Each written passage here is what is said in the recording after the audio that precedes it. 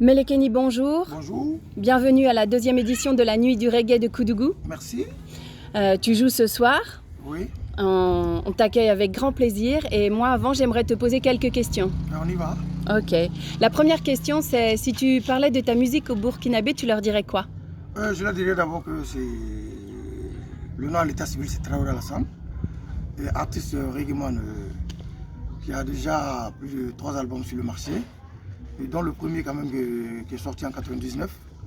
Et bon, on m'attribue le nom de l'artiste très engagé qui ne marche pas ce mot, qui n'a pas la langue dans la poche. Donc le message c'est pas seulement ça.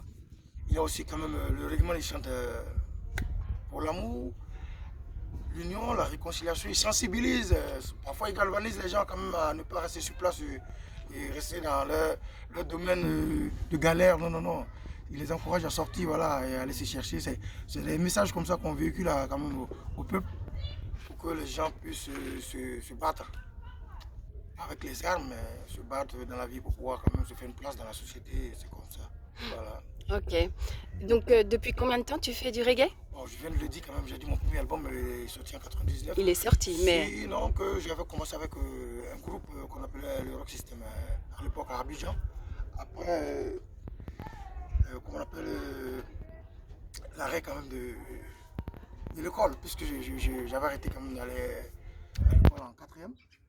Donc j'ai croisé le groupe et puis bon, je me suis intégré. C'est là que j'ai affûté mes âmes.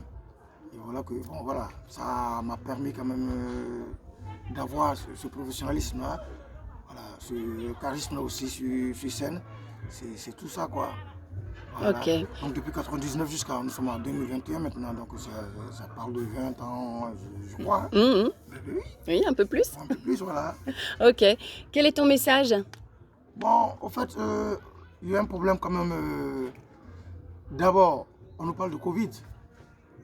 Chose que moi personnellement, je ne peux pas mentir, mais je ne crois pas. Bon, s'ils savaient que c'est une maladie qui est réelle, que chacun respecte quand même les mesures barrières, ça c'est un déjà pour pouvoir se mettre à l'abri. Maintenant, si c'est faux, bon, on fait avec, nous sommes tous vivants et puis bon, on roule. Et l'autre message, c'est de dire quand même aux Africains de ne pas trop s'apitoyer quand même sur leur sort pour accuser forcément l'Occident. Je trouve c'est un peu trop faible. Parce qu'on ne peut pas toujours accuser. Pendant combien d'années nous accusons, mais nous n'avançons pas. C'est parce qu'entre nous-mêmes, il y a un problème. Entre nous-mêmes, il y a un problème parce que si nous avons divisé nos frontières, nous avons tracé nos frontières et que nous ne voulons pas être unis, nous ne voulons pas quand même avoir l'échange entre nous, l'hospitalité et tout, mais forcément, on va patauger, on va piétiner parce que c'est dans l'union qu'on avance. Je le prends même dans le carré quand même familial. Quand on prend une famille, dans une famille, s'il n'y a pas d'entente, vous voyez que la famille n'a pas de force. Mais si nous sommes unis, nous aurons forcément une force.